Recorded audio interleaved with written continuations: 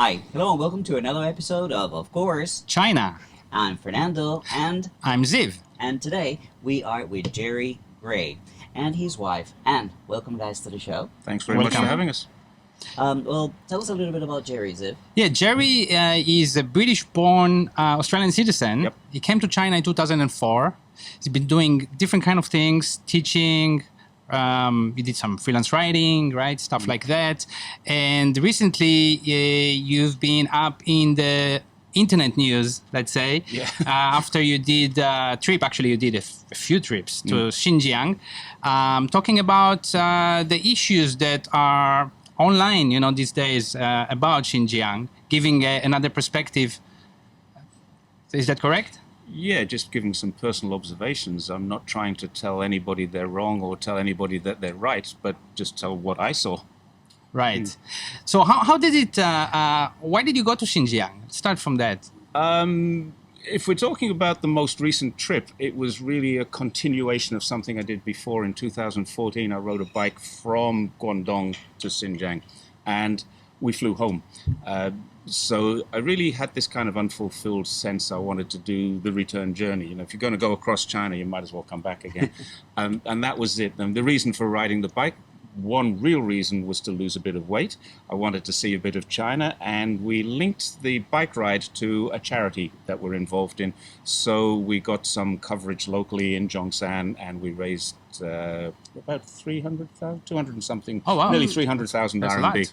Yeah, we raised quite a lot of money. Because of the trip? The trip really it gave it awareness, I think, more than anything else. We had a function when we got back and auctioned off some gear and got some other people involved. It was really, the money wasn't sponsored money for, like you do a sponsored walk when you're a kid and you might do 10 miles and someone gives you X amount of dollars. It was not that.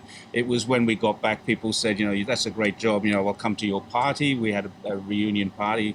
And we sold some things off, and we actually created a book that we sold for charity. Got a couple of books for you before we finished this. That's nice. The next year, Anne did something even more spectacular. She actually walked from Zhongshan to Beijing. You walked from Zhongshan to Beijing? Yeah. Wow. I know someone who walked from Shenzhen to Guangzhou, but this is like... It's quite a long walk. Yes. Why? Why did you do that? Also for charity? Yes. Yes, this is for the charity that we set up, but also because the major reason, because he did the bike ride the year before, so that as his wife, I should do something that catch up. To top it off? Wow. Yeah. So, wow. So and we had a little bit of a competition because she raised 400,000. She raised more money and was apologetic about that. What was the year? Sorry? 2015. We can do a whole podcast just on that. Yes. I mean, maybe we get back to How long this. did it take you? 4.5 months. 4.5 months. So you started in spring? spring? Actually in winter. In winter. I Chinese New Year. finished February and finished in June. So you celebrated Chinese New Year on the road? Yes. Wow. Did you Amazing. film it? Did you have Document it? video? No, We had pictures and some videos, but not like him. Had a book. We didn't. Right. You did it Wow. alone. He has a sponsor. That's remarkable. That's remarkable. To read the book. What's the charity? Who do you give? It's a disabled charity. It's changed forms. Basically, when we started doing this, it was just actually started by accident. We set up an organization to have a Christmas, not an organization, just a group of us to have a Christmas party. And it got bigger and bigger and out of control. And we said, look, this is crazy. Let's rent a venue. Let's get catering. Let's do this, and then charge people an entry. But we didn't want to make any money. So I said, well, when we've finished with this, we'll just donate whatever profit we make to a charity. And that was a really difficult thing to do. I know that you've had some trouble. This is a similar story to our charity. It started also with Christmas. It starts as a mistake, basically. And what happened then was we found we raised 10,000, but the police, the government, not the police, the administrative authorities were a little uncomfortable because they weren't sure what we were going to do with the money, I think. There is a little bit of trust issues there going on. What are these foreigners doing? And then we got the Zhongshan Youth Association involved in that, and they used the money. And then they said to us, well, what are you going to do next year? And that's how it evolved. And so we just kept going. And that was, say, 2005? 2005. December Yes. 2005. Same year for December us. the 3rd. December 2005. Oh, And you know same. what we did? We got money, and I remember I still have pictures of us going to Walmart, using the money to buy diapers and food, and we went to the orphanage / old people home. It's Yeah. always together, Yeah, you know, yeah. and delivered with a big truck, everything. Same year. Well, Same. we gave them money to the Youth Association, and in Chinese New Year, they took us on a trip to 2 or 3 places in Guangdong and then into Guangxi. We went That to... was the next year. Oh, the next year. Okay, the first year was just in Guangdong. We went to Heyuan, I think, at one The stage. first year, 2005, and we spent the money just in Zhongshan for the poor families. And then the next year, we have a bigger party.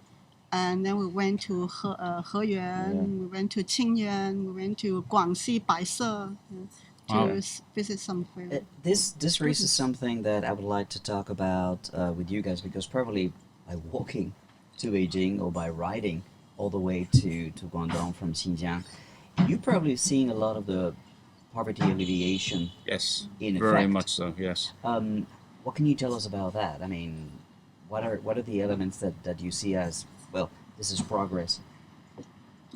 Okay. I have a personal anecdote about this, something that Anne said to me at the time. You really need to put this out there into the big world and tell Zhongshan TV and stuff like that.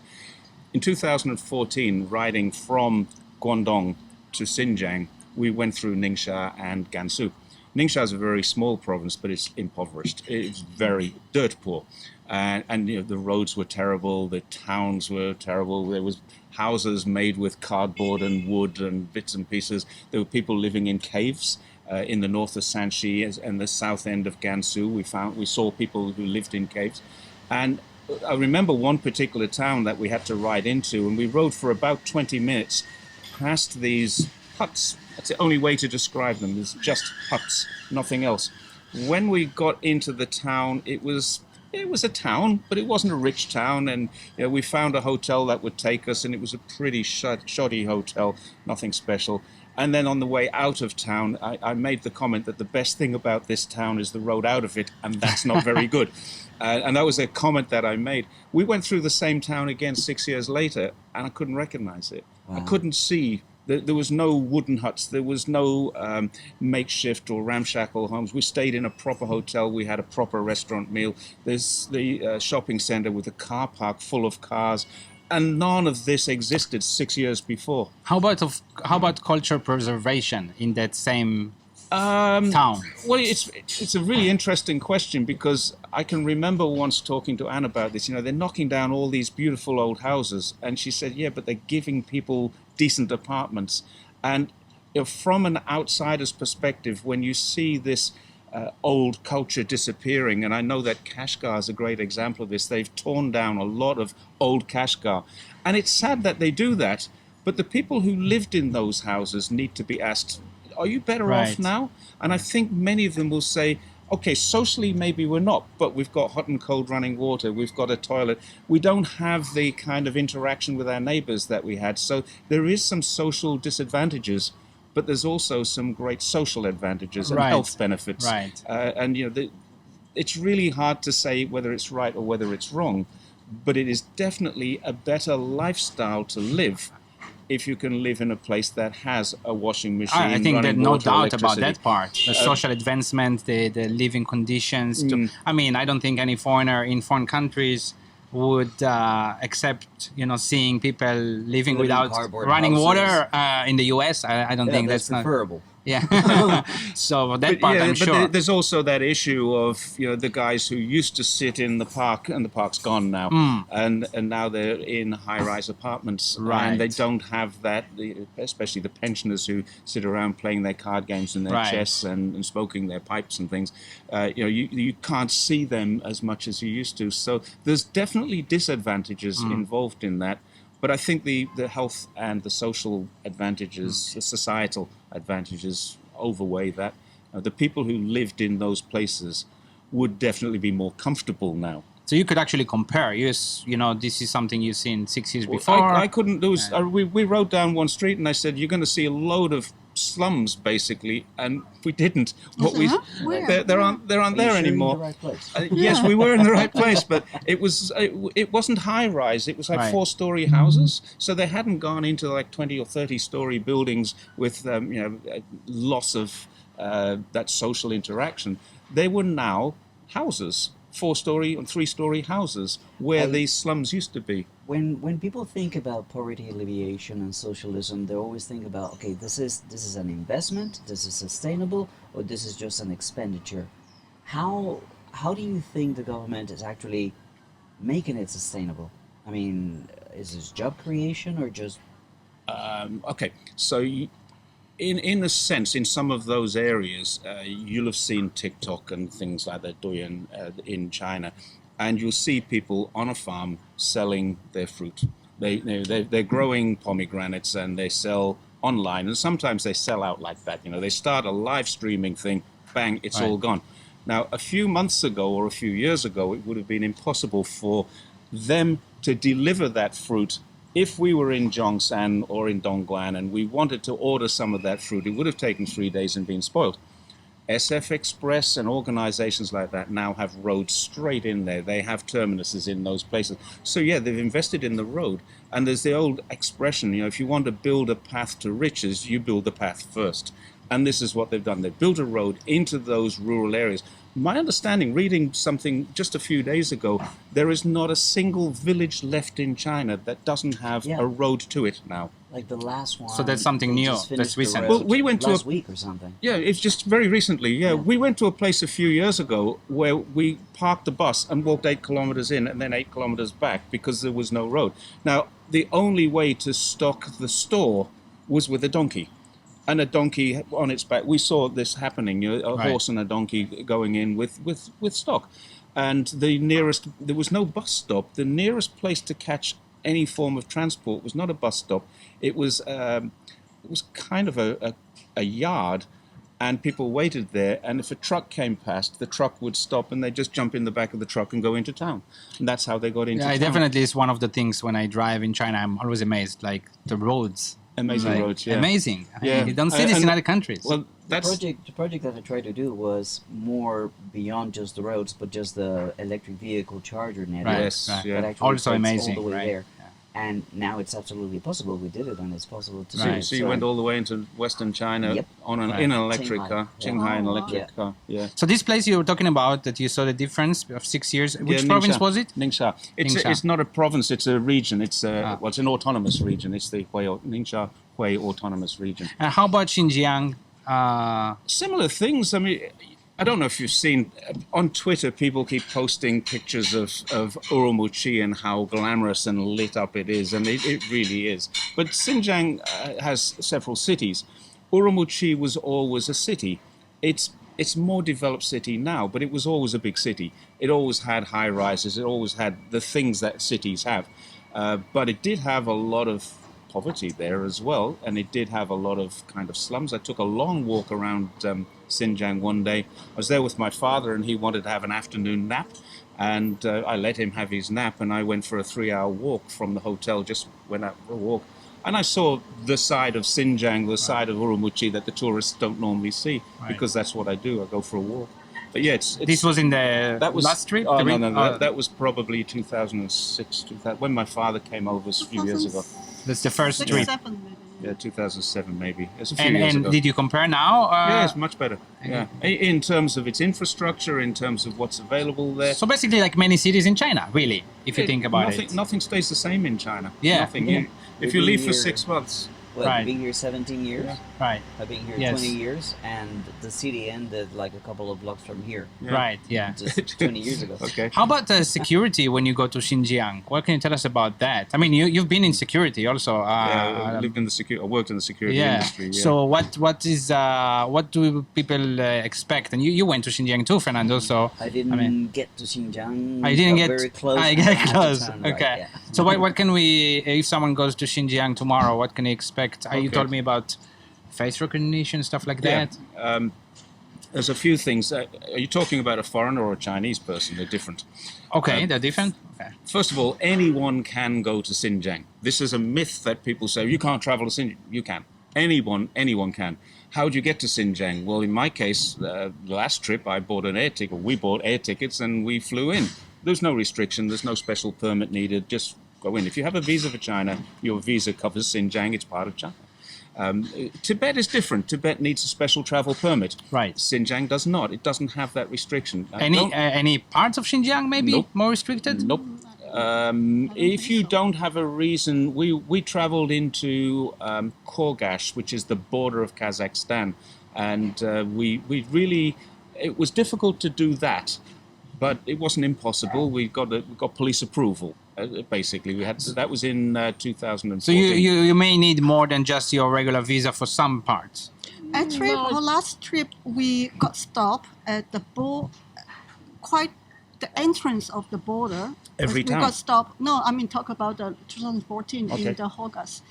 We got stopped by the police, and then they checked They their checked visa. the foreigners' passports and Yeah. visas. And they didn't check my ID. No. I think. In fact, they didn't even want you out of the No, car. they- We were in a car at this we stage. stayed in the car, and then they just check the ID, the passport, Yeah. the visa, and then just let Yeah. us So go. from your experience, this is your experience. I mean, are you sure there is no other area in? I am in- sure that I haven't seen one. You or been haven't to seen one. one, Yes. right? Right. Because we Right. spoke about it before, Yeah. right? A lot. Like, Yeah. I mean, you telling anyone what you've seen. Yeah, that's all, right? that's all I And- can say. Yeah, right. Yeah. I wanted to talk a little bit about this idea that you mentioned to us in the preparation that you have been kind of like dragged into this Yeah. discussion about Xinjiang and concentration camps and what's taking place. Can you tell us a little bit about how did you get dragged into Yeah. it and what's your position? How do you feel Yeah. about what the West says about it? Okay. How did it start even? How did you Yeah. go on, what is it, TV or what was? It started accidentally, like most things. We came home in late October last year, and we went on holiday after this trip. I have a family in Australia. We went to visit family, and then we came back to China, and I was a little busy, had a few things to do, and then we got locked down back in February, and I found that we're sitting at home I was allowed out. Only one of us was allowed out of the house. You had that in in Zhongshan, Zhongshan. everywhere. We in didn't have China. this here. Oh, you didn't? Oh, I thought it was everywhere. No, we didn't have it. Well, we had some infections in Zhongshan. There were 80 something. Nobody died. 80 something infections, and there hasn't been one since March. So Similar to here. at that right. time, we got locked down, and I went out one day without realizing this, and there was a barrier at the front gate of our village where it's in the city, but it's a little village. And there's a barrier there, and they said, well, you can't go out unless you've got this pass. Okay, where can I get the pass? Come on into the office. They gave me the pass. They had to phone the police station. Do you know that? Yeah, we know this guy. I'm the only foreigner who lives there. So they gave me the pass, and I was allowed out every second day for 3 hours. And I got a tick and a time written on when I left. And I had to be back within 3 hours, or I don't know what would have happened, because I always was back. And I'd go out and do shopping. Sometimes I'd meet a friend and have a quick beer. Shh, don't tell anybody that. And unfortunately wasn't allowed out. At all? Because only one person from each apartment. From the village, not from the apartment. the apartment. Each Each apartment. Each Yeah. house. Per household, Yeah. only So one you had person. to stay for a while indoors. stayed in- If Indoors I for go out, several he weeks. can't go out. Yeah. Right. But I had the pass. so Yeah, we I know couldn't. some places in China had that. Unfortunately for us, we didn't have this in Okay. here. Well, then what happened was I'm sitting at home all day doing nothing. I thought, well, I might reopen this Twitter account that I opened up 5 years ago. So in 2015, I opened a Twitter account with a view to posting pictures of traveling around China, because I travel a lot around China. And I bought I was in the UK and I bought a folding bike over there. It's called a Brompton. So anybody Made in who- China? No, Ah, made no, in made Britain, there. made Oh, wow. in London, and not cheap either. Believe Okay. me. But I think the Chinese one might be better. So yeah, it's a very good bike. It really is. And my Twitter name was Jerry on a Brompton in those days, and I had 2 friends, and I had 1 tweet. From 2015 until February 2020, that was it. 2 friends. I had 3 friends at one stage, but 1 unfollowed me. Yeah, I was devastated. I lost 30% of my followers in one day. And then I just said, well, I'm going to start posting pictures of our bike rides. And I started to post pictures of the bike rides. And I started with the oldest bike ride, which was the first one where we rode from Zhongshan, or actually from the border of Macau to the border of Kazakhstan. and right across China. And I thought this would be interesting for people outside of China. And it got to the pages where I was just doing 2 tweets a day at the time, and I got through the journey over a period of the next You told a story. 20 days. Yeah, telling the story of the trip. And I got into Xinjiang, and then I started to get questions, how did you go into Xinjiang? I said, well, we just rode across the border. Actually, we rode across with a tailwind going up the hill, and it was 30 kilometers an hour. And I've actually got a video of me doing that. And I said, yeah, there's no problem. We can get into Xinjiang very, very easily. And they said, well, you can't. But you can. And, well, you can't travel through Xinjiang. We did. Yeah. And here's the pictures, and I was posting pictures. And then I had people telling me, no, that's wrong. You're a liar. Okay, block, clear off. I don't want to talk to people who are just going to say you're a liar. Right. If someone wants to question me, I'm happy to answer that question. If someone wants to get rude with me or call me a liar or call me a CCP shill, then those things are really not what I'm in here for. Right. I will happily enter a discussion with anyone who has questions about Xinjiang, and I will answer to the best of my ability. And that's how this happened. And then somebody from Global Times was the first one Social contacted. media in China. Yeah, it's an English language national newspaper, Government owned, yes. and quite strong rhetoric about China. It's not really something I enjoy reading, to be quite honest, Right. because it's a little bit over the top on the Chinese thing. And they asked me, would you do an interview? And I said, well, yeah. Do I get paid for this? Oh, no, it's just an interview. Okay, fine. Okay, so I did the interview, and they wrote an article, and it was a full page, and they sent me a couple of copies. So actually printed in the printed edition and of online, the I'm newspaper. sure too. It's online as well, yeah. But there's a printed edition, and we have 2 copies at home. Right. They sent them to me, and it was a little stilted in its language, but it was basically accurate. And then I got a call from the Beijing Review, or Beijing Weekly. The Beijing Review wanted to do an article These on are me. English? These are English language, yeah. And I wrote an article for them about, they had to keep 1,000 words, and doing a journey like this in 1,000 words is not easy. Wow. So I wrote an article for them in 1,000 words, sent that to them, and they printed that, and they actually paid me 500 RMB. And actually they paid me 600 RMB because I gave them a photograph too. So this is the first time I've ever received money for writing something about China. But I actually didn't write about Xinjiang. I wrote about the journey, the bike journey, and linked it with the charity. Right. And again, Beijing Review posted that, and they sent us copies. So we have a copy of that too. So I'm collecting a little scrapbook of articles. There was no any biased editing, you feel? No, they didn't edit it No, at all. They didn't no. change a word. Oh, No. they liked your style. I'm obviously good enough. yeah, So that happened earlier this year, after yeah, February. That was all about June. Actually, June. it really Just a few started months to ago. take off in maybe late May or June, and then CGTN contacted me. And then the Coda Story. Coda Story is a Western, very anti-China. The lady was very nice, very polite. I'd love to do an interview with you and just talk about the other side of this, because I've interviewed the Muslim women who are dissidents, exiled from Xinjiang. I was going to say they call it East Turkestan, and I didn't want to say that. But yes, Xinjiang.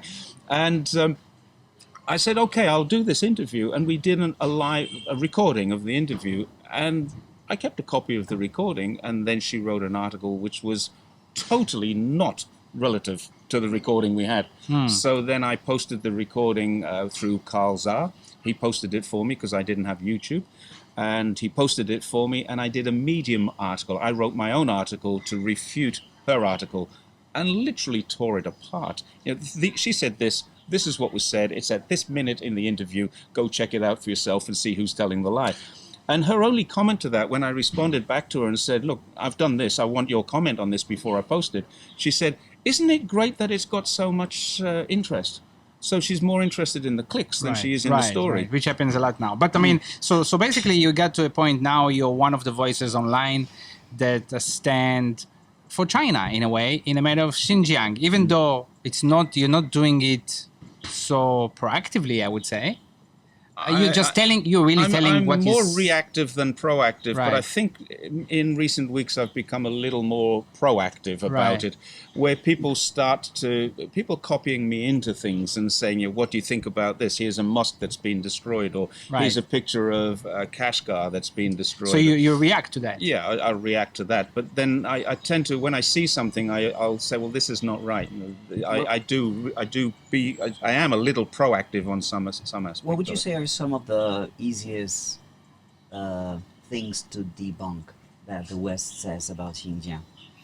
That you would say this is not Actually, it's the way it almost is? impossible to seriously debunk because the West does not give any fact. There is no proof, there's no evidence. So how do you debunk a negative? They say there's no concentration camps, and I say, oh, so they say there are concentration camps. And I say, well, I haven't seen one. How can I debunk that? I think you already said the easiest thing to debunk is people saying you can't go to Xinjiang. Well, I just Yeah. debunked that, yeah. And that's And a we very did, easy yeah. one, right? That's the first But- one. And we met many, many Uyghurs in Xinjiang. Urumqi has 46 or 47% of Uyghur population. Now, that's quite high. And it means pretty much everyone you're seeing in the street, every second person, is a Uyghur. But it doesn't work like that. You'll be in an area which is predominantly Han, and then you walk around the corner and it's predominantly Muslim. And I'm assuming they're Uyghurs. We don't know because not all Muslims are Uyghurs. And not all Uyghurs are Muslims. So it works both ways. There are a lot of Uyghurs who are not Muslims. And they don't really care about what's going on. They're just living their lives normally. They're working in their restaurants. They're working in their shops.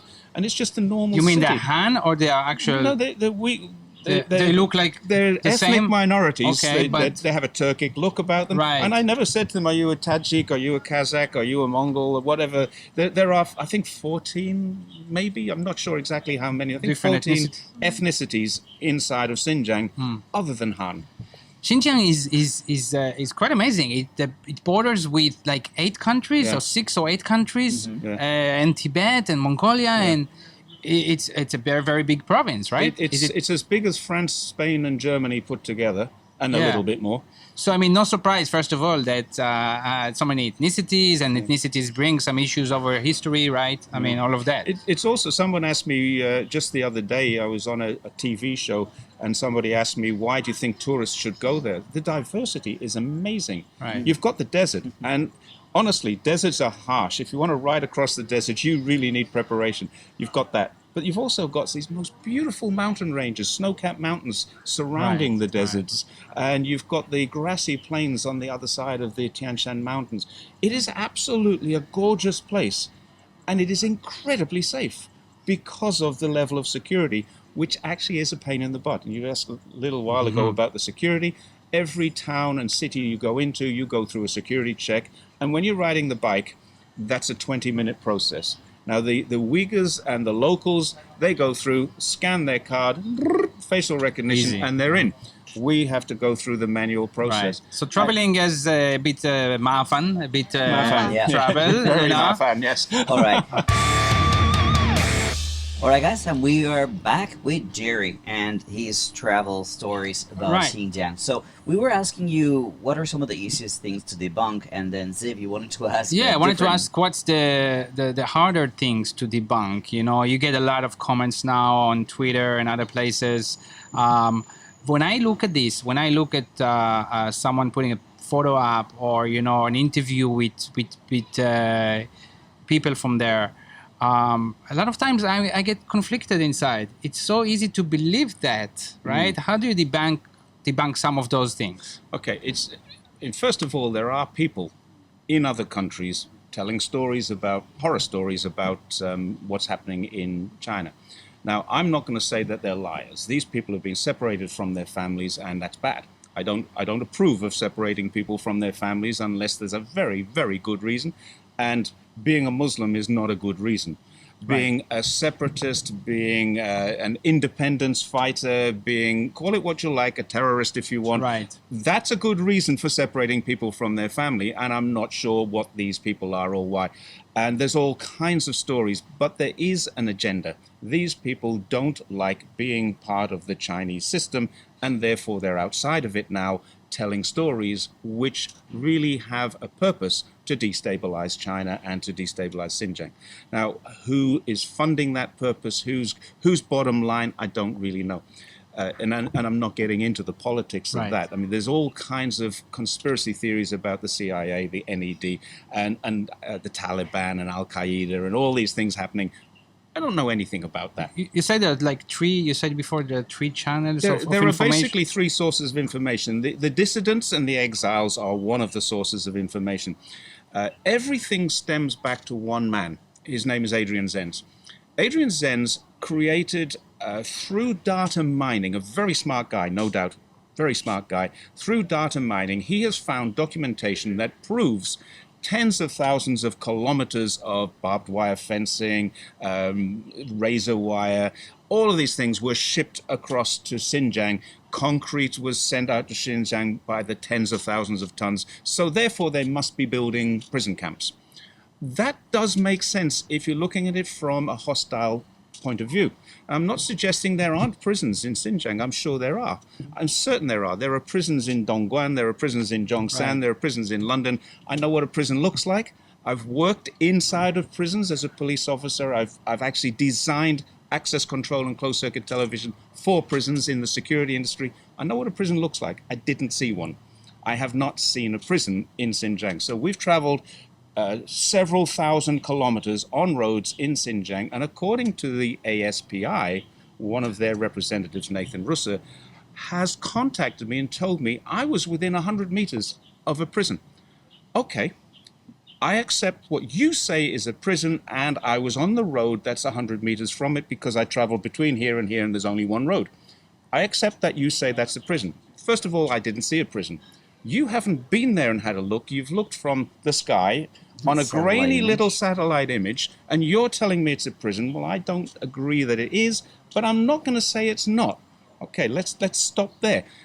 Let's go into how we got into that position and what happened to us. We arrived in Xinjiang by plane.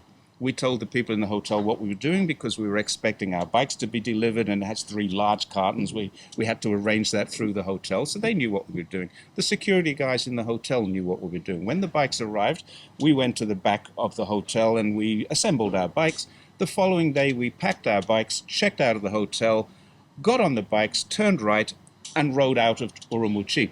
We rode out of the city into a police check. The police never said, you can't go here. They said, where are you going? What you're doing? Wow, do you want some tea? Here's some fruits. Can we top up your water bottles for you? And we've got photographs of these police officers helping us. So you took photos of them? Yeah, they signed our flag. We had a one flag for the charity. And you were, how many were in your group? 3. Anna, myself, and an Australian friend. So 2 foreigners? Yeah. And 1 Chinese? Yeah. So and you had cameras? Anna and I had a camera each mounted on our bikes. We each had a mobile phone. We each of us, I think we had 5 cameras and 3 phones between us. I had a drone. Not one police officer asked to see what we had taken a picture of. And yet, according to Nathan Russer of ASPI, we were within 100 meters of a concentration camp. That doesn't ring true. We were allowed to sleep overnight in the desert. And nobody said, where were you last night? We slept in a culvert under the road because it was incredibly windy. It was impossible to put up a tent. I mean, we're talking serious winds. Crossing the Gobi into the Taklamakan, you get 100-kilometer-an-hour winds. You don't put up tents. We slept under the road.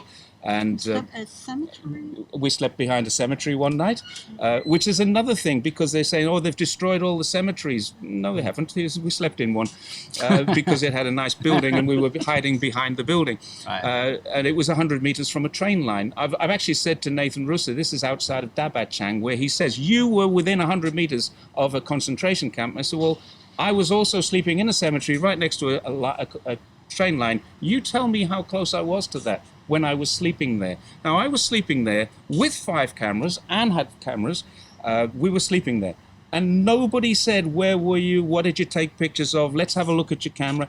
Now, that tells me that there isn't a restriction on people going into why those do you areas. think why do you think people like that don't believe it, even when, you know, like, are they just looking, is this because of today's confirmation bias? That's what people just want to find online, and when someone doesn't give it to them? Yeah, there is no news about Xinjiang. let's be honest about this. There is no news coming out of Xinjiang at all. What there is a massive propaganda campaign. Adrian Zen's documentation has been legitimized by the CIA and by Congress. Adrian Zenz has given evidence to Congress, and they have believed it, so that's legitimized. So everyone now says there are credible reports that there are 400 or 600 or 200, I don't know how many concentration camps, prison camps there are. Okay, so it's been legitimized now because Congress has accepted this information. ASPI are the other source, and they've looked at these 400 camps. Now, several of those camps have been found to be, one's a ceramic factory, one is a housing estate with a swimming pool, a five-star housing estate. Yeah, I've seen that. Yeah, I mean, some of these are being refuted. Now, if we can refute one, then it puts at jeopardy every single thing that they say. Now, I'm not arguing that there are prisons. I'm never going to argue that. There will be prisons in Xinjiang because they have a separatist issue. They have a terrorism problem, had a terrorism problem. They have not had a terrorist attack for 4 years now. And the reason is you can't move through Xinjiang in any respect without being stopped and checked at every border. Yeah, these kind of security measures, we spoke about it before the show, right? That which is very, some Westerners would say it's too much, That's the price, I think, to pay for safety. I was a police officer in London in the 1970s, late 70s, early 80s. There were IRA terrorist campaigns going on at that time. The Irish Republican Army placed bombs around different places around the UK, and I actually witnessed the effects of one. And as a police officer, I would say that the measures put in place in Xinjiang will definitely stop that from happening again. Now, you can argue as a civil libertarian that the measures are too strong, but I would argue as a humanitarian that if they save somebody's life, anybody's life, then that's not too strong. I think, coming from Israel, which, we have this problem for decades with terrorist organizations, suicide bombings. I think whenever you have to take serious measures, and you have to, right? I do believe that, some innocent people will get hurt. Some unjust will happen. There will be some injustices for sure. Yeah. But again, so maybe it's the dilemma of, hurting 10 to save 100,000. The human rights people have a point. Living in Xinjiang is difficult, not for the Uyghurs, for everyone. Everyone who lives in Xinjiang goes through exactly the same procedures. Now, okay, the Uyghurs are not allowed to grow beards. Okay, that's a human rights issue. Fair enough. But there is a closed-circuit television system that keeps everybody safe, and beards interfere with facial recognition. So, this kind of beard, you wouldn't be allowed to grow that beard. As a visitor, you'd be okay. But if you were a local, no, they wouldn't allow you to have that. If you turned 50, I think they'll let you grow a beard. But young people are not allowed to grow beards. And the reason is facial recognition. The ladies are not allowed to wear the hijab to cover the face. It's okay to wear the scarf. The Muslim scarf is very, very common. But covering the face is not accepted because facial recognition. Now, is that a human rights or is that a health and safety or human safety issue? And there's the balance. Where do you find that balance? It's hard to find. The kind of discussion was very present also in Australia, I remember, at some point, where people get a driver's license photo with the full face mask and like, how can we identify who you are? I think there are more countries with this issue. I think France has just recently opened up some de-radicalization schools. Right. Now, there's a little bit of whataboutism, and I don't like to do that because if it's okay for France, it should be okay here. That's not the story. It shouldn't be okay unless it's required. In France, they've had rules for years about hijabs in schools. Now, in China, they have one rule about schools everywhere. No religion. That's it. It doesn't matter what religion you are. There is no religion. Buddhism, Taoism, Christianity, Islam. I agree with that. There is no religion in a school in China. And I just posted a little thing about this yesterday. There is no religion in China. But if you want to become a priest, there are places that you can go to study religion. If you want to become an imam, there are places you can go. And religion is not forbidden. It's not forbidden at all. In fact, it's the opposite. Right. there's an article, I think Article 36 of the Constitution, which says that you are free to worship anything, whatever you want. What you're not free to do is encourage other people to worship. So if you want to be a priest, you can be a priest, but you can't say, I want to convert you to Christianity or I want to convert you to Islam. That's not allowed, because then you're stepping into the point where you're organizing people. They have a Taiping rebellion in their history. They have a Falun Gong in their history. These are quite nasty parts of Chinese history, which came about because of religious fundamentalism, religious cultism, and China just says we don't want that. You're free to worship. So my argument is that I do think that some freedoms are taken away in small doses, you know.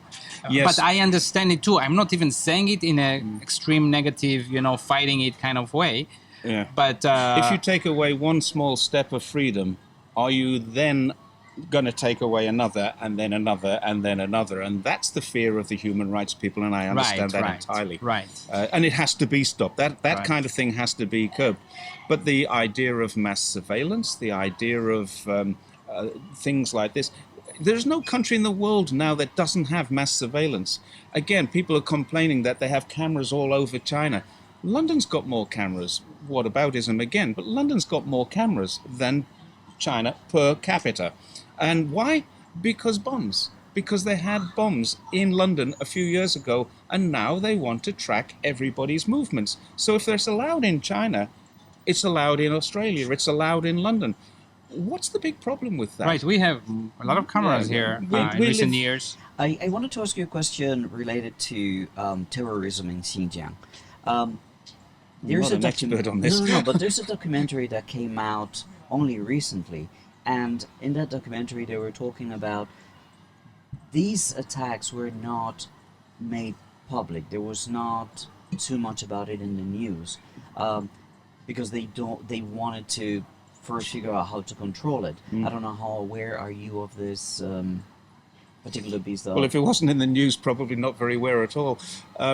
I think what China does, and I remember a few years ago there was a case of a guy going into a school with a knife and killing people and stabbing a few people, and that was pretty horrific.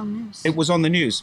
But then what happened, there was a copycat in another city, and they took it off the news. Schools, kids, yes. right? Yeah. And after that, there were more guarding in schools. Yes, and now you have security. 2 police officers at every gate Yes, of the yes, school, yes. and you have barbed wire They fencing. even have like a helmet. Yeah. You have everything now to secure the kids. Yes. The kids' safety is paramount. The cost of that kid's safety is not considered here. Right. And that's one of the things that in Xinjiang, it's quite possible. I know that in 2009, 2008, there were some very serious In the terrorist attacks. 1990s. Yes. Going back to around the Olympics time, there was a bomb outside of a police training school. I think 30 people were killed there. 2013 in Shanshan, which is not far from Dabachan and Turpan, there was a massive riot there, and 30 people, 40 people were killed there. You don't get to see these things in mainstream news, and what you do see is the aftermath and the after effect. You see police officers. Shanshan is a very secure town. Every corner has a police station. Every street has 3 police officers. One carries an AK-47, one carries a shield, and one carries a baton, and they work as a tandem team. 3 of them. They work in threes. But on our last bike ride, we didn't see that on street. No, we didn't see it on the street in the last bike ride, but it did in 2014. But I mean, again, you have to do these things. I think that if I'm China, and I'm sure they think about preventing something way bigger. I mean, they see the ISIS, the Islamic State, you know. They don't want something like this to happen in their biggest province, basically, right? I mean, it has the potential there. Yeah. The decision to not give it too much air, too much media time to these attacks has come around and kind of like bitten in the bitten them in the ass, ass. kind of like, Yeah. in a way, because now you got all these controls for what? For what? Yeah. For the things that happened before, but That we didn't really tell you talk about. Right. So, But that's a habit they have. Yes. To not put things in the media too much. Well, China doesn't want to tell people that things are going wrong inside Right, China because right. everything goes right. We all know it's perfect here, don't we? Right. That Yeah. was sarcasm. Are you Are you planning to go back to Xinjiang? I'd like to. I'm not sure I'll go back on a bike again. Yeah, I like the area. I love the food up there. I mean, the food is amazing. You agree? Yeah, the most popular restaurant here for foreigners is a Xinjiang Doesn't restaurant. surprise me. It's very Turkic. It's yeah, when I was it's thinking this Mediterranean, morning, Middle Eastern food. we yeah. say Xinjiang food, but actually it's not really. It's what is it? It's It's Turkish it's, influence Yes, and it's kind of North African, Turkish, Mediterranean. Right. It's got touches of Right. it all. But yeah, a lot of lamb, and the lamb there is amazing. The grasslands up there smell like herbs. The lamb are just eating the herbs all day. I'm about to put out a video of the best lamb I've ever had. your They- favorite, yeah. Oh, Where it's was just, this was in Donghuang. Donghuang, yeah, in Oh. Gansu. Oh, my We had the best lamb we ever had in Donghuang too. I know the second Not best. Donghuang. No, we did. Remember that restaurant we went Yeah, to? but That was it's really not the good. best. It The was best was in Zhongwei. Donghuang. Yeah. Now, one of the things that you mentioned earlier, and we have the children walking by, so I hope we can hear. You speak close to the mic. Yes, Yeah, yes. One of the things that you mentioned was that you were allowed to camp, and that's Yes. one thing that I published a couple of videos ago.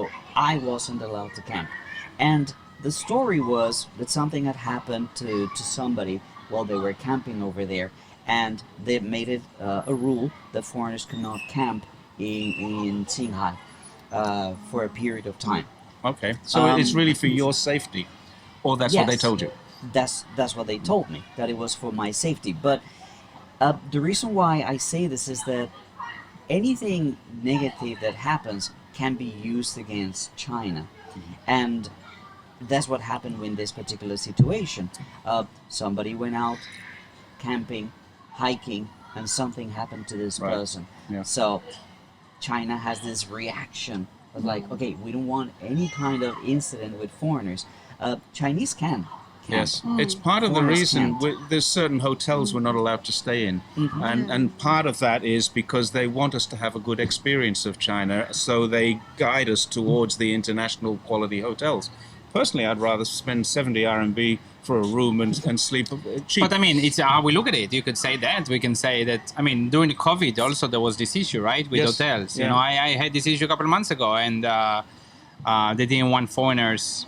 You know, and it's some kind of a discrimination. I mean, there is sometimes. It's a Yeah. genuine ignorance. Actually, it's not really. It's I don't coming think it's from ignorance. I discriminate. agree with that. It stems from ignorance. I've had it just recently. The other day, we stayed in a hotel in Shenzhen, and I have a certificate that says I've had COVID tests and I'm clean, because I came back to China early March, and I went away for 2 or 3 weeks and came back in early March and had to go through 2 weeks quarantine with the nuclear tests. Yes. So I've done all that, and I have this, but. We got into an elevator the other day, and a guy suddenly is scampering around trying to get his mask Yeah. because a foreigner stepped into Right. the elevator with him. It's just really that they're not thinking this through. Yes. Any foreigner in China right Has been now here for has 6 been months. here longer or been through the I mean, more quarantine. people are coming recently, so it could be, but, but they you have to go through the quarantine. and tests and, Yeah. and many Yeah. things, right? So foreigners are probably safer than Chinese. Let's be honest. Because we've all either been here, you can guarantee this foreigner has been in town longer or has been through a quarantine and a testing process. And if you haven't been through one of those two steps, you aren't a foreigner in China. There's no way into China without going through. It happened to me back in April or May, Yeah. and I was taken back. I was emotional about it. Let's say I didn't think straight. It's true. I kind of felt 17 years here. It feels like you're home, and suddenly it's like someone walks away from you because you're a Yeah. foreigner. Yeah. As a white person from the West, I never had to deal with this kind of discrimination. I remember when you mentioned that in one of the podcasts that we had, right? I experienced it also in Xinjiang, and I mentioned in one of my videos. We went to a restaurant in Xinjiang, and it was a Muslim restaurant, and they asked me, where are you from? I said, I'm from Colombia. What's your religion? I don't really have a religion. We don't serve you. Whoa. And I was Oh, like, that's interesting. What if you said Christian? I don't know. I mean, mean- why would I say Christian? I just wonder, why wouldn't they serve you if you have no religion? But this actually got me to thinking about people say that the Muslims are oppressed, and in this case, Because the the Muslim discrimination making was rules. coming exactly. Yeah. and again, as I said in my video, I mean, I felt about, okay, should I contact the tourism bureau or the police and Complain. complain? Best thing is just to let it go. Exactly. Yeah. There were 20 restaurants on that street. Go to I the said next to one. my wife, you know what? Let's just turn around. He lost, and he go lost to the other business. one. Yeah. But is the kind of thing that I don't think too many people get to hear, that there's actually discrimination the other way around, or Yeah. so to speak. You know what I mean? Yeah. Being white in China right now does have its discriminatory factors, and it's based around ignorance. And it was so much the opposite for so It used many to be, yeah, we years. had white it's like privilege, yes, it's yeah. an entrance to anywhere. It you was, know? yeah, it's not so much now. And Yeah. we have a common friend that is American, and he's taken the habit of saying that he's not American. Yeah. Quite wise. I think quite a few people did it since the virus going that. Yeah, it's gone badly. crazy. In Yeah. America. I had an issue with the taxi driver the other day in Zhongshan. I got into the taxi and he said, "I don't want to take you, you're a foreigner." I said, "No, I live in Zhongshan." He said, "Where are you from?" I said, "From the UK."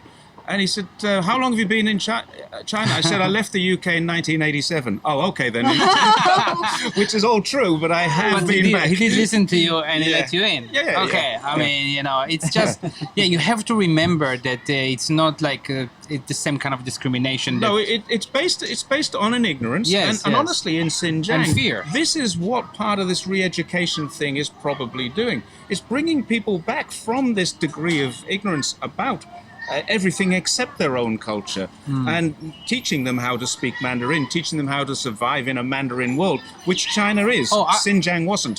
I spent some time in New York 19 years ago, and I remember going into homes of Jewish people, upstate New York, that Hasidic Jews, Yeah. religious Jews, and they basically, the kids, many kids, of course, they all spoke Yiddish.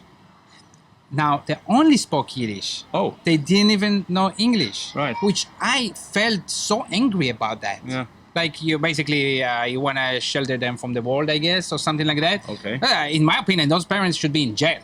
I mean, like. Well, it's the same as the Amish and Yeah, those kinds of things where kind of. they don't want to introduce into the new. Yeah. You the prevent new world. basic rights, in my opinion, from your kids. Choice, and stuff like that. It's a family choice. Yeah. Yeah. But I mean, it's a dead language, So that's Not in their family. no, not in their community, I guess. Yeah, That's right. Right. And they will probably stay in that community. And this is what's been happening in Xinjiang. Opportunities are now open to people if they want to take them. If they don't want to take them, they go back into their community and they can speak Uyghur language, Right. which is a Turkic-based language. This is another of the myths that the Uyghur language is being eradicated. It certainly is. Oh, you know what I'm talking it's about. not Arabic. It's a Turkic language. It is an Arabic script. When they write it, it looks like okay. an. But I'm when no they expert speak- on this, There's but just road signs all it's over everywhere. the place. Yes, Do you do everywhere. say shukran there? Like to thank you? You like Arabic shukran? I don't. No, I You say don't know. thank you. Xie Oh, okay. Yeah. No, No, but yeah, road signs all over the place. They're in Tibetan. Yeah. They're When you get out west, they're in the Tibetan script, which is like an uncurled paperclip. When you're in the main part of Xinjiang, you see it in Chinese Mandarin, simplified Chinese, and you see it in Uyghur script. You don't see it in Pinyin. As soon as you get to Gansu border, it's Pinyin and Chinese. Once you're in, and here's an interesting fact, I don't know if anyone really realizes this. The official language of Xinjiang is Mandarin and Uyghur. both. Both are the official languages of, and I don't know if there's any other province or state or region that has two official languages. Maybe Tibet. maybe Tibet does. Cantonese? No, No. Cantonese is not the official language No, of no, Guangdong. no. Mandarin is. And it's official. You can Wikipedia this, Google this yourself. It's a fact. The official languages of Xinjiang are both these languages. But they don't study in school. That second one. They do. They do study in the school. government encourage the schools to teach their own language. Yeah. Ah, This yeah. is a myth that they To don't keep their study it in own school. What they do, in every school in China, the language is Mandarin. Right. In every school Sure, in China. yeah. Now, Anne went to a Cantonese school because she's from Guangdong. And with her classmates, chat would have been Cantonese. Go home, chat with mum and dad, Cantonese. Go to school, the lessons are Mandarin. Right. That's actually the law in China. You get Right. taught in Mandarin. But until recently, they didn't do that in Xinjiang. they taught Xinjiang schools Xinjiang language, and locally they were getting people who were ostracized from the rest of China. Now, as Xinjiang develops, and that's poverty alleviation rather than Han colonialism, these are two different things. Xinjiang is developing because factories and farmers are going out there, they're taking land. I mean, we're taking desert land. We're not talking about taking farmland from the Uyghurs. Outside of Urumqi to the west, miles and miles and miles of desert is being turned into cotton fields. We've seen this. And this is rice field. cotton and rice field. Yeah, this is desert, and they're growing rice. I wanted to ask, like both of you actually. You know, what do you say? What do you think when they tell you you are a government shield? You know, because both of you get these kind of comments a lot. Not, you for a while, Yeah. Fernando, right? You recently. you get people say you get salary from the government or whatever, and you're probably getting it now. You want to see as my well. bank account? I've currently got 583 RMB in one of my bank accounts. The other one's got my British police pension coming into it, so Right. has more money in So it. there's really nothing to say to that, right? Like just no. I mean, I'm Well, saying the truth. I shared this with my video with you, and I tagged you on Twitter. If what we're showing people is the other side of the story, and what I tell people is like, are we all paid actors? Is this just a set? Is this Truman what Show? we're showing you how we live and the reality of life here in China is our experience. This is what we're showing you. Jayo Nation, Daniel Dumbrill, the Carl, Barretts, yeah. all these people. We're just showing you what life Our in China experience, yeah. is like. We're not paid. And for me, in my particular case, it came as a reaction to all these lies that I was hearing from people that I used to follow, YouTubers that I used to follow. I'm like, well, that's not true.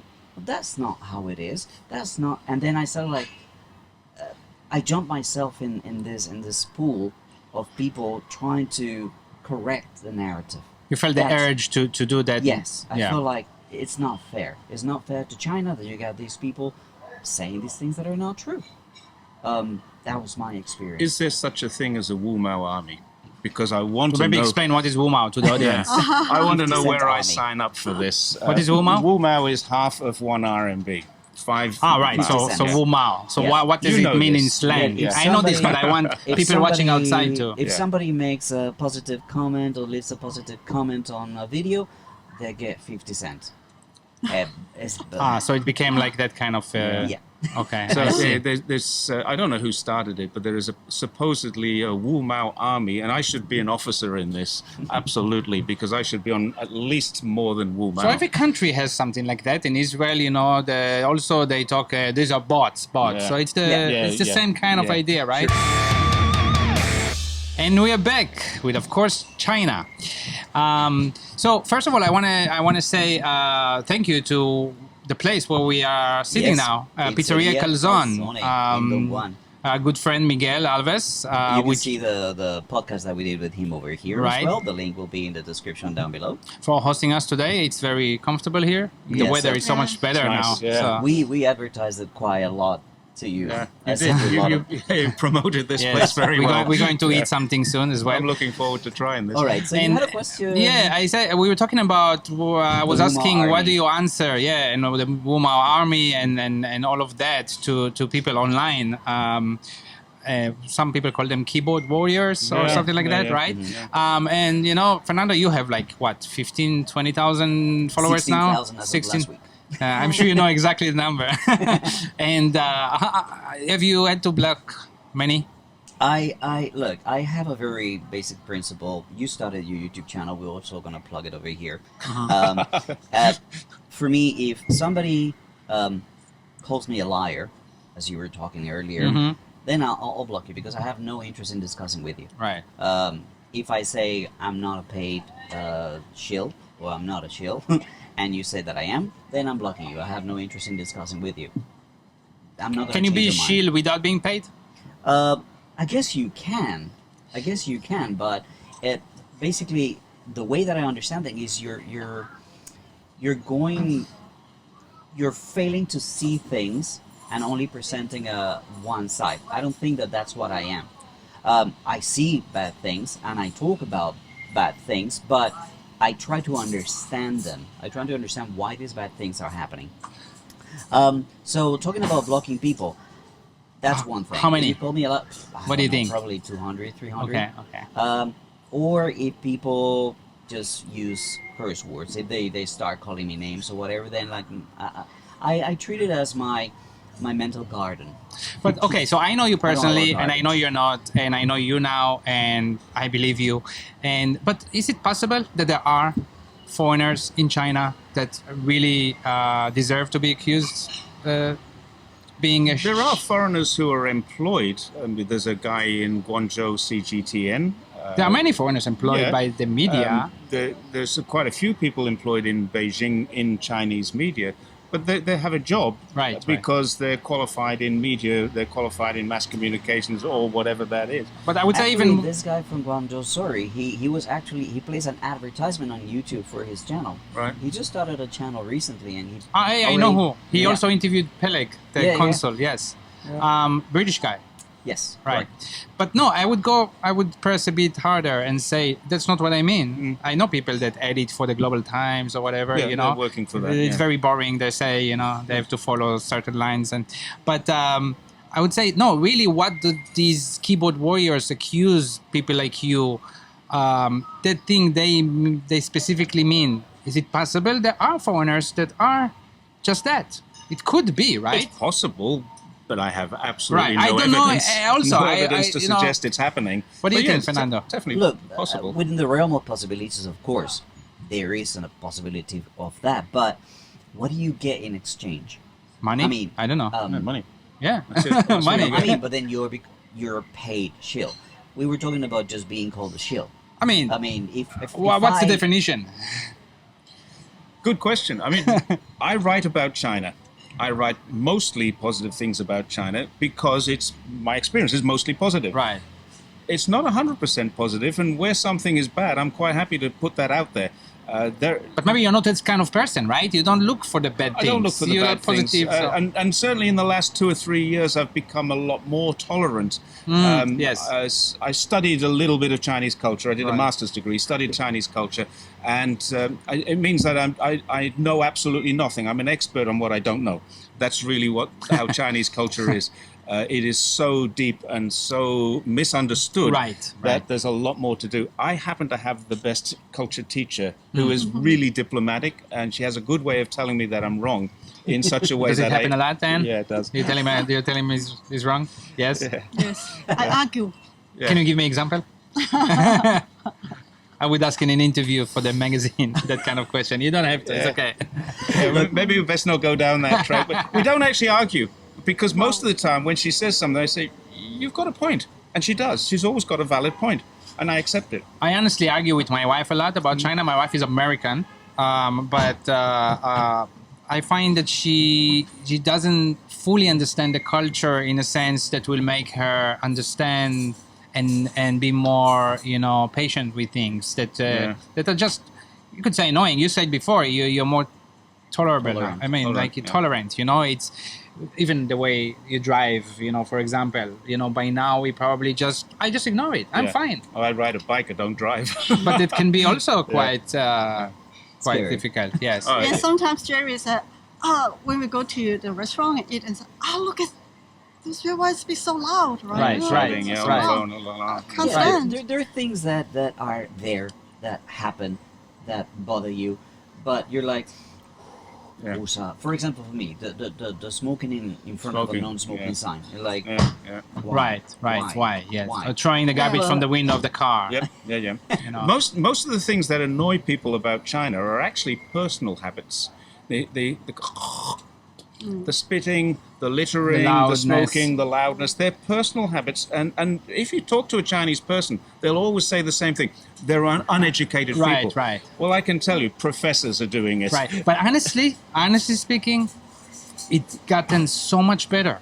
It Like has. 10, 15 years ago, Oh, yeah. I would see all the time a Yeah. tissue goes out of a car window. Yeah. And now, Now- I hardly see Yeah, it. it does happen, but it's a lot less. Yeah. Yes. And I had to tell a foreigner the other day not to flick his cigarette. Oh, foreigners do that, yeah, yes. Yeah, and I said, look out there. That he was flicking a cigarette out, and I said, stop. Look, it is all dry tinder out there. We live on the side of a mountain. He was flicking a cigarette out of the window. And that's I a said, bigger disappointment, right? yeah, Because it's he's supposed a to. foreigner and he should know better. Yes, Yeah. exactly. Yeah. All right. Why don't we move into cycling? Okay. Cycling. Were you a cyclist before? I No. mean, did you cycle in Australia? No. I've had bikes. As a kid, I had bikes, but I'm not a cyclist as such. I would guess before I came to China, my longest journey was probably about 30, 40 miles. At one point, did you discover butt cream? Just before you say this, I want to tell the audience. I heard somewhere how many kilometers you've done by now on In bikes in China? China? More than 30, 40,000, you said, or 20,000? something? more than 20? 20,000, probably less than 30. Wow, Yeah. that's a lot. Yeah. All right. So you can, No. Well, so you got into cycling just to lose weight, or? Yeah, pretty much. You can see, I put on weight. I have a round shape. I drink a lot of beer. I enjoy a beer with my mates in the evenings or the afternoons, and it goes straight to the waistline. And I turned 50, and I was conscious of the fact that my grandfather, my mother's father, had his first heart attack when he was in his 50s. My mother had heart condition angina in her 50s, and I could see myself going in the same direction because I had the same body shape. My mum is a little round. My mum's father was a little round, and can she the jeans? yeah, well, you can say genes, and I find that's a lazy answer. It's you may be genetically predisposed, but if you're lazy, you let it go that way. And I decided one day, and I came out of the shower one day, having looked at myself in the mirror, and I said to Anne, I'm going to ride a bike to Tibet, and her answer was, "You haven't got a bike." And that made sense too, because Yeah. she often makes Very sense. practical. Yeah. So I went out literally a few days later, and I bought myself a Merida bike, and I started riding to and from the school I was working at the time. And I mean, that ride was 8 kilometers, and it nearly killed me the first couple of days. And then I can remember after a few weeks, I built up and I got my first 50-kilometer day. Wow, I got a 50-kilometer day. My record now is 234 kilometers in one day. And we've done 100 kilometers plus so regularly it's not worth counting anymore. 120, a couple 120, 130 a couple of times. The longest ride we've ever done, I think, is about 134 So you together. you bought a Merida. Just a normal road, hybrid mountain road Do you bike. get like all the gear and you got like Not the, really. the- I didn't get bike pants, and I have never had butt cream, but I have had problems. I've still got scar tissue if you want to check it out later.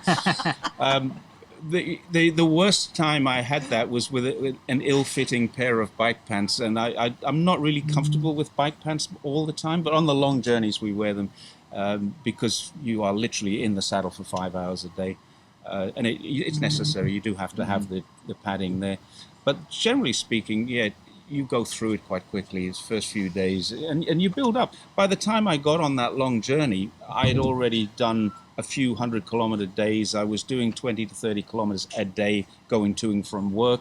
And, you know, I was doing stuff every day on the bike. So the more time in the saddle, the less problem. What do you do on the bike? You listen to music? Or It's not Books. safe. I don't know. I listen to books a lot. I used to. You listen to books? Yeah, audible books. Yeah, and enjoy the that's- scenery? Yeah, I just enjoy the scenery. Quite often, I don't have anything. When we were riding, Anne listens to music a lot. She has a.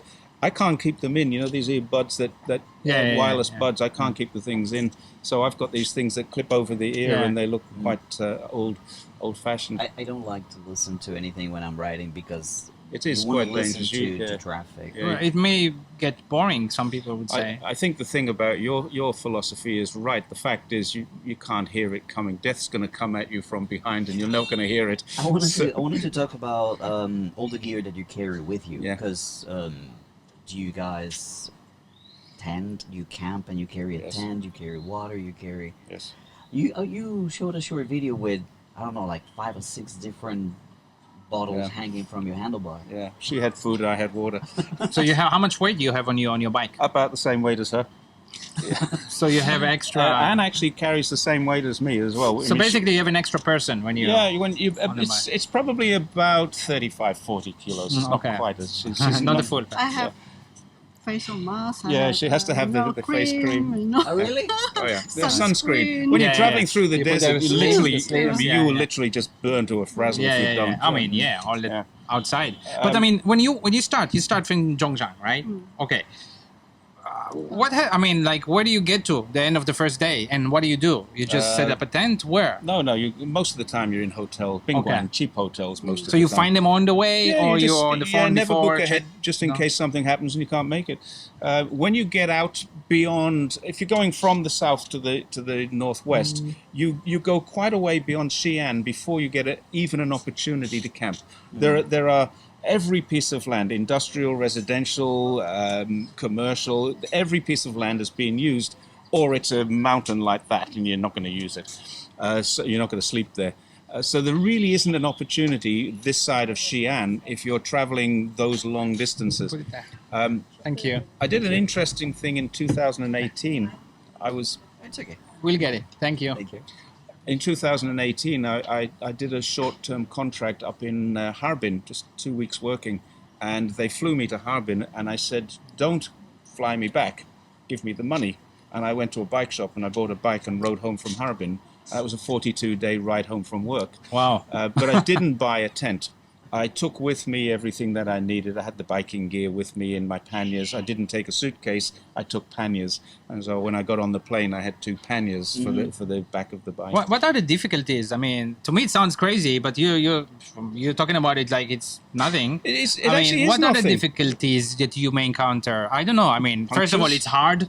Punctures? I mean, punctures. Okay. Lots of punctures. So what do? You fix it yourself? Or? I have no choice. Yeah. Change Right. tires in Yeah. cold days. Oh yeah, yeah. When it's really cold and the fingers aren't working properly, it's really difficult to change a tire. Right. And you've got no choice. It could be slashing down with rain, and you're in the middle of nowhere, and you've just got to change it and I do always it. think about like bringing spares for everything. For example, what happens if your change breaks? I have a spare chain. So you carry one. Between the 3 of us, we had a spare for everything, and we did use it, didn't we? So once you use a spare, you'll find the next Find the day next, some. next, Yeah. next okay. time. Well, it's I not see. always the next day, but as soon But as as possible. soon as you yeah, can. you don't get bike shops everywhere, but yeah. What are the reactions on the way? Like, I would assume most people see a foreigner on a bike, they don't know you just did 20 days straight on the bike. Yeah, you They can tell. just- You can usually tell yeah? that we've been. The reactions are great. It's not just about being a foreigner. Sometimes they don't even know we're foreigners. We'll be riding along. This has happened to us. You've got the face mask on, you've got the I see. sunglasses, the helmet, and so you might be. Nothing's visible. They don't know we're foreigners. And sometimes cars will pull alongside you, and the windows will open, and someone will just hand you a can of Red Bull or something like that. That happens quite Yes. often. On places where it's not like just. Not in the town just centres. like No, the when you're street. out on the Right, road, Right, you- right. And Like when you're you in the get middle of between nowhere. those, up in places like Gansu, between cities can be 200 kilometers. There's fair distances, and that's where you have to camp, because you can't do 200 kilometers in a day generally. I've done it, but you've got to have the following wind and things. But sometimes it can take you 3 days with the winds up there. If the wind is against you, it's really tough riding, really tough. Sandstorms and Yeah, we've been lucky. We haven't had a sandstorm, but in fact, I did have a sandstorm on the first trip. We were actually in Turpan, and we were planning to leave the next morning, and we were staying in a hostel. And the guy said, "You're not going to leave tomorrow morning. There's a sandstorm coming through." Really? And he said, "Yeah, I wouldn't even suggest you leave the building. So if you want to get some food and stuff," and so we did. We went out shopping, bought some stuff in, and literally the next morning, it was like being dark all morning. And when the sun finally came out again, we went outside. There's a carpet of sand everywhere. We couldn't have ridden through it. It would have been So impossible. that 42 days coming back from work, Yeah. you did it by yourself, alone? No, a friend flew up and joined me. So, like, do you speak any Chinese? A little. A little bit. He So did, enough yeah. to get Yeah. by only this kind of... I can get directions. If you I would want assume that some places on this kind of trip would have no people with English skills. Yeah. Right. So you need to get by. is there a community of bikers? To do these kind of crazy things. You always meet people on the road. Yeah, we've met lots of people. We're still in touch, or Anne is still in touch with some people. There's not a foreign community in China doing it, as far as I'm aware. But there are people who've done what I've done, or what we've done. There are quite a few people who have vlogged and written about it.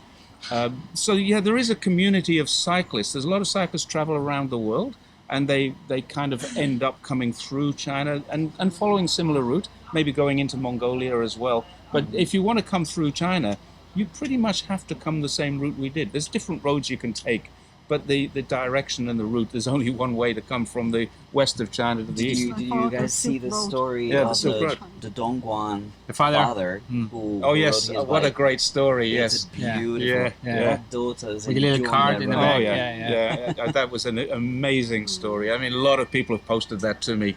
I've seen it. I've been posted that many times. Have you seen this guy? He did what you did. No, he didn't. He did much better. Yeah. Did you have any? So these kind of journeys, and you've done it more than once. Long journeys on bikes. I've done 3 journeys. Anne's done 1 and her walk. And do you get sponsored for this kind of journey? The Other than charity, even No, like a no. bike company one. Well, no, the sponsor that we had on this last trip, we did have the bike sponsored, but he didn't actually. It wasn't a bike company. We did try, but we have one company, Vorder, the German company that do mountaineering and cycling gear, and they provide us with all of our panniers, our wet weather gear, amazing stuff. Vorder. Right. So, yeah, they're in Shenzhen sorry, not in Shenzhen, in Guangzhou. And when we went to meet them, they were just like, well, what do you need? What else can we give you? Is there anything else? And I said, well, what do you want from me? A couple of 100 photographs would be great. And that's all we provided to them, and a couple of The bike points. is in an area. Well, yeah, the You with the bike bike. fully kitted up with the Vorder gear on, and I tell you, their gear is good. We're still using it. I actually bought some of their gear when I came back from the first ride. I went to their shop and they gave me a very substantial discount because it's very expensive, but it's really worth it. It will last you a lifetime. And they gave me a good discount, and I bought some of their gear, and that was for my own personal use. I've still got some of the original gear, and we've still got some from the third. I'm still wearing a T-shirt on a regular basis that they gave me in 2014. If somebody wanted to do Sorry, yeah, bike was sponsored by Star Rapid. Guys, if you want to take a slice Well, even while let's we're doing wait. this, It's going to be you too want to messy. wait? Yeah, let's Okay, wait. it's okay. if you could give somebody some advice, somebody who wanted to do this right around China, what would be some pointers that you would give them? I mean, logistically speaking, what You should need they- you need to be able to put 100 kilometers in on a bike and then back it up the next day. So if you can't do 100 kilometers on a bike today and 100 tomorrow, you're not ready to do this. No, they can ride slowly and just a longer time. Not once you get it. No, But not in desert. not once you out.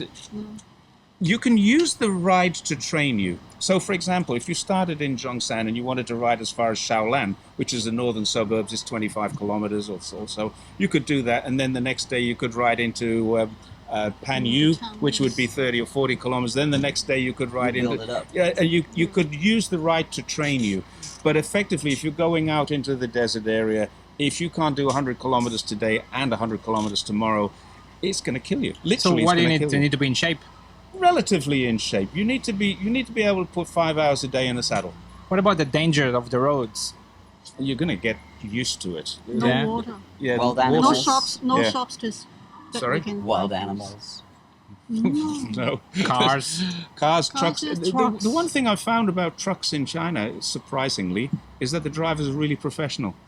The truck drivers tend to give you a lot of space. They'll let you know they're there. I think me as a driver, bikes always scare me. Like I really, you pay attention to the people on bicycle. What's he gonna do? Yeah. With Chinese, I don't Chinese want to hurt cyclists, anyone yeah. with bicycle. We're kitted up and we look like real bikers. You know, we're Right. wearing the helmet, wearing Right, the right. gloves, wearing the proper gear. You're on a bike that's got gear on it. People know that you are not What you're granny doing. going to the market. You know, these grannies going to the market, and they're the ones you have no idea. They're just going to turn left because the market's that way without ever thinking about it, because they've done that every day since they were 10. And now they're 17 still doing it. And since we mentioned before, you walked, right? Yes. So you biked and you walked to Beijing from Zhongshan, Yes. right? What's harder? I would say question. the walk is harder than the ride. For example, when we on the bike, we went to we finished the day's riding, right, and then find a place to search for a hotel. If the hotel is not there, maybe close down. Or won't take you. We can just Bike ride to then, yeah. maybe 5 more minutes and you can find another hotel. But for walking, it's not. We carry all our luggage, our gears It's by slower. ourselves. Lots of 5 minutes on bike is 1 hour for walk. You know, Can be. too hard. Maybe we need to walk for another. Tell them what 5 happened to your kilos foot. to find another. You hurt yourself. No, basically I have blisters every day. Of course. Maybe your toenail. about 15 days She without pulled her own blisters. toenail out. And every day has blisters. That's what happens when you The two Strength. toenails. I have a similar Moving. experiences in the army. When you walk, it's moving, it hurts. Yeah. So how far did you walk daily? Like every day, kilometers? 25 to 30. Every day. Yes, every day. We walk 5-6 days and I have would 1 day hate rest. to And- be and- in your and- WeChat walking group. How fast There do is you no walk? WeChat walking group. Like on that kind of trip, do you walk? How fast do you do it? Like you do 25 kilometers, A day. and how many hours is that? It's not parachute regiment jumping, you know. It's not Yeah, that but I bad. didn't walk to It's- Beijing too. it's, You know, to uh, Jerusalem. I did. Normally we start at about 8:39 and then finish 5-6. But it depends on You usually stop where. for- you stop Because for sometimes breaks, mountains we stop or- at 8 p.m. because there's no place for us to stop at all, and we have to keep walking Yeah. to find out. You can't walk on highways, so you always need to take like the smaller, rinky-dinky roads. Use GPS Baidu map. Uh-huh. Yeah, we And can't so ride on the highways often lead us So you can into say the no mountains. highways or something. No, yeah. no. No toll roads. We Right. walk many mountains. What are Wow. some of those incredible things that you saw in Xinjiang? I mean, or in your writing, what's something that In amazes you? Probably everything in Xinjiang is amazing, isn't it? Scenery, the scenery? Yeah, it's just- No, I haven't. I mean, as I said, we were not allowed to keep going It was west. at the doorstep. Yeah. Yeah. So we got to a place where like 100 kilometers from the border of Xinjiang, and kept going to So you're Gansu. near Dunhuang. So you Yeah. went to Xinjiang probably. Yeah. Literally, it's not just Xinjiang. The whole northwest of China is an amazing place. The mountains, the hills, the deserts, the everything is And just. how quickly it changes. Not You in the have- desert, you it have doesn't on a sand. bike. well, in the bike it's a lot slower. But you got this sand, and you got these boulders, and you got this mountain rocks, and you got these cliffs, and Yeah. then this desert again, and then this green and like, Grasslands, yeah. wow. Yeah. But for me, one of the things that I really is stuck in my head is the amount of wind power towers. Yes. Oh, yeah. For Oh. miles and miles Electricity? and miles. Yeah. I think I And saw wind turbines. we saw at least 100 trucks carrying those wings. Yeah, Yeah. yeah. Yeah. Yes. They are investing enormously in this form Yeah. of energy. There's a road when you're coming out of Urumqi and you get on this road and you start riding, and when you're riding, you're literally riding 20-25 kilometers an hour, depending on the wind. But let's say 22 kilometers an hour is about the average, and you'll be riding for hour after hour after hour, and it's just wind turbines, yeah. wind turbines, wind Wow. turbines. When you get into Gansu, there is more of them. I mean, literally, you can there's as far as the eye can see. Then you get into the desert and there's none of them. There's nothing in the desert at all, nothing. The only place that you can get some shade when you're cycling through the desert is if a truck's broken down. We would use the opportunity of a broken down truck to get the shady side of it, sit down, lean up against the tire of the truck, drink some water, eat some food, boil up some noodles or something. Is it very difficult riding and walking mentally? To me, Walking it's would be not, harder. not But you've done too it with bad. people, right? Always with Yeah, other yeah, people. yeah. You The think if you do walk- it alone, maybe it's like I've done some fairly lengthy distances alone. I mean, I've ridden from Zhongshan to Huadu, Zhongshan to Jiangmen. For days. Yeah, 100 plus kilometers. Mhm. I actually like it. When you're riding in groups, you tend not to ride together. You ride at your own Right. pace. Give her 2 cups of coffee and then try catching up. She's just she's a rocket. And the other guy, Bevan, who rode with us, was a little older than me and a little slower than us. And we tended to get to a point where we would stop and we'd have a 20-minute break, wait for him to catch up. And occasionally, he's way out in front. You get different days where one rider is stronger, and you very rarely actually ride together. You start off together, and then you just get to your own pace, and that's what you do. And then you meet in the end of the day. Well, you're coming together several times during the day.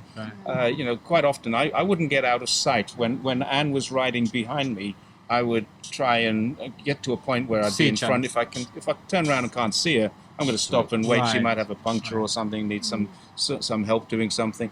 But I was always fairly confident that Bevan would be behind, so it wasn't like she was on her own most of the time. So you say that there was charity involved, right? We Yeah. spoke about it a little bit before, but like, in what way how did you get the money in regards to, how do you raise it? People gave us donations through WeChat for a start. Just Some like people. you published your journey Yeah. and say that we're doing it for charity. Yeah. And is that how it works? Yeah, but the major part is from the charity party. After we finish the ride, we have a party. In the end. So in the end, yeah. So how do you get people? Like there's just communities that you so know? we know we've been around Zhongshan for a long time. It really started off with the foreign community. So you do it back in Zhongshan, you mean? Not Yes. like Back in Yeah. Zhongshan. so when you come back, you do that, Yeah. and Yeah, we're not Okay. collecting money I see, in I see, Xinjiang. I see. I think Xinjiang has its own need for charity that doesn't need us to, doesn't need us to help, but it's Right, not I something see. we're going to do. Yeah. Is that are you planning to do another big ride to somewhere? Maybe to a different place? in the future for you? To for you Hainan? guys? It's not that far. I mean, I don't know. One of the things I'd like to do personally, as a personal thing, I'd like to circumnavigate Taiwan. I believe that's a really nice ride. I've heard lots of Taiwan. good things about that. Yeah. yes, my wife did 3,000 kilometers on a bike Yeah. in Taiwan. Yeah. And I've heard that lots of good things about that. Hainan is a possibility. I don't know. Yunnan I want to go Yunnan to should very be much, nice, but I right, think yeah. Yunnan might be a little mountainous, and I'm not really that keen on doing any more serious mountain riding. Well, you can walk. She can walk. You can walk, yeah. I'm not going to be into that. Well, it kind of inspires me, the whole thing, Fernando, honestly. I mean, I kind of want to say, oh, that sounds like cool, I should do that, but I probably won't do it. Well, you really just need a couple of things. If you've got a bike, most people have a bike or access to a bike. Can do it with a shared one. No. Well, Those- that's actually a bit of a challenge. I wouldn't mind doing something like that, taking one of these, Those- the old Offo bikes, yeah. And taking one of those and going from one town to the next And and, get picking another up a one. new bike. Yeah. It might be a bit of an interesting Kind of fun, challenge. yeah. But yeah, if you've got a bike, if you've got free time, you need to have free time. You need to have free time. And you just need to have the will to do it, because it is really easy to give up. I think on each of the 3 rides that I've done, there's been days where I say, what the hell am I doing? Yeah. There's been moments where I just wish today was done. But there's never been a moment where I've said, I don't want to be doing this, I want to stop. There's never been a moment where I say, let's just find this train station and go home. Never. No. But there is a competitive spirit. I'm not sure that it is. I think I don't want to let you felt the same thing. We don't want to let never. anyone else down. We're doing this publicly usually, and I remember the first guy I rode with, an Irish guy called Phil Bean. He's back in Ireland now, and we got into Hunan from Guangdong. We got into Hunan, and he said, it's our second province. I said, yeah, no one can say we didn't try. And he said, I was just thinking the same thing. And then when we got from Hunan and we crossed the river and we were in Hubei, he said, Jerry, we're halfway across China. Well, not quite, Phil, but at least if we give up now, no one can say we didn't give it a good shot. And we were still saying the same thing when we arrived in Xinjiang. When we arrived in Xinjiang, we're still more than 1,000 kilometers, 12 or 1,800 kilometers from Urumqi. But we're in Okay. Xinjiang. Jerry, so we're back, and sorry to have caught you so abruptly, okay, but no problem. we had the 30-minute limit on this tiny little DSLR cameras. Well, look, I want to really, on behalf of Ziv and myself, thank you very much for coming to see us here in Dongguan. Oh, it's thank a you. long journey. We also want to thank you for sharing all your stories and for helping us to get this message that we want to get out about what life is like in China. It's not... it's quite different from what it is portrayed out in the West. So, from my part, I want to thank you for coming and sharing that with us. Thanks very Yeah, much. Jerry, thank you for coming, and thank you for And coming as well. today from Zhongshan. I'm surprised you didn't ride a bike, but Next time. you know, maybe you can go back with a shared bike. You know, he's thinking. There is a ferry from Dongguan to Nansha. Yes, done that. Yeah, and it was really interesting to know your story, and I hope you continue to tell the world your truth, the way you see it. It is You know? how we see it. Yeah. It's not necessarily a truth, it's our truth. It's your truth, Yeah. you know. It's kind of like what I try to do with Fernando, you know. It's our truth, what we see here, and you know, being positive people, I think, focusing on good things. I totally get that, you know. Why bring us down? And hope to continue following you on Twitter and YouTube, everywhere you are. Okay, The thank you. same with us at, of course, China. You can hit the subscribe button, you can hit the bell button, and you can also follow us on the social media that you see posted down here. And, well, until we see you guys again, this was, of course, China. bye, guys.